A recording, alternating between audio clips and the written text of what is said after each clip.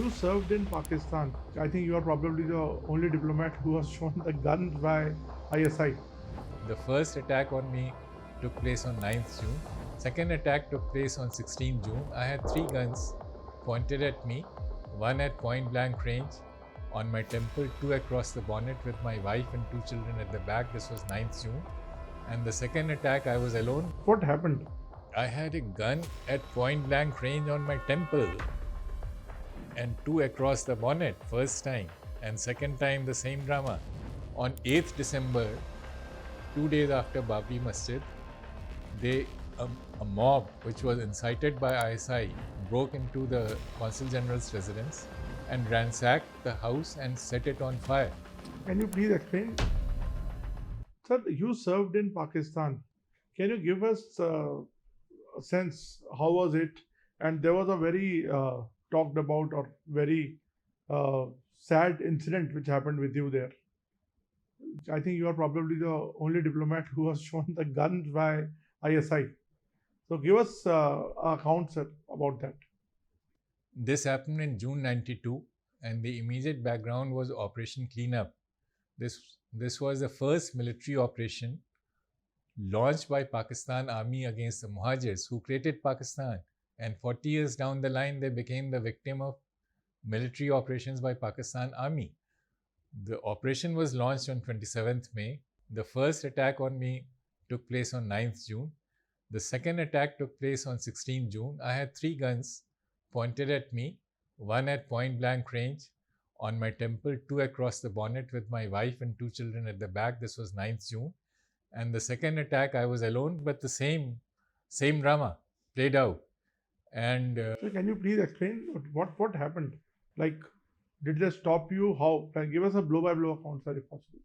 I was returning from a colleague's place after dinner with my family in the car, and a Suzuki tried to overtake us, blocked the car, and suddenly 3 men jumped out with guns, and I tried to instinctively duck, took my car over the footpath and headed straight to the nearest police station, even though my house was next door. But I knew that if I stopped, they will catch up with me. So I was trying to reach a police station which was 5 kilometers off, and there followed a wild goose chase. And incidentally, I had 2 ISI men behind me on the motorcycle. After some time, those attackers who had come in the car, they turned back and left. I reached the police station. It took 6 hours before the police lodged the report, because I believe the station SHO was trying to seek approval, and this process went right up to the top to Prime Minister's office. Nawaz Sharif was the Prime Minister, and when he got the approval around 4 in the morning, then the FIR was registered and I came back. A week later, the same incident, this was in broad daytime. So as High Commissioner Lamba, who came after the second incident, said, Dinkar, they were trying to show you they can do this at any time. This was an attempt to intimidate. I stood my ground. And did they point a gun on your head? Or? I had a gun at point blank range on my temple and 2 across the bonnet, first time. And second time, the same drama. And I was driving. And unlike other cases, to begin with, there has been no other case where they took out guns. There have been beating, which is not too uncommon. But after any such incident, the diplomat was brought back. I stayed at my post. Why? High Commissioner Lamba, when he came after the second incident, he's no more, and I have great regards for him. He called me and my wife to his hotel suite, and he said, Dinkar, I have a request to convey to you. And the request is from Foreign Secretary, who was Mr. Jain Dikshit. And the request was, don't ask for a transfer, because if you ask for a transfer, we'll have to give you the transfer, but it will give the Pakistanis a wrong signal. And I said, sir, I'm not asking for a transfer. It's part of my occupational hazard. But it's no part of my wife's occupational hazard, and even she's not asking for a transfer. So we stayed on. 6 months later, Babri Masjid took place. By that time, I had become Deputy Consul General. I had gone initially as Consul.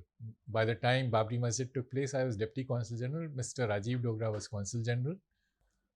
On 8th December, 2 days after Babri Masjid, a mob which was incited by ISI broke into the Consul General's residence, where his wife, Mr. Dogra's wife, and 2 children were there, and ransacked the house and set it on fire. And after that, I had to arrange for evacuation of 112 women and children at 12 hours notice. So give us a sense how they evacuated. How they were? How they were evacuated then? How you arranged it? There was fortunately, an Indian Airlines flight coming next day. And those days, Indian Airlines used to fly to all the neighboring countries. It was coming from Bombay. And once I got the instructions from Mr. Lamba, he gave the instructions that evacuate all the women and children. So it was decided that we'll do it. There were some other incidents, the concerned Joint Secretary at headquarters said that he'll arrange for direct flight, and then he was not communicable for 12 hours.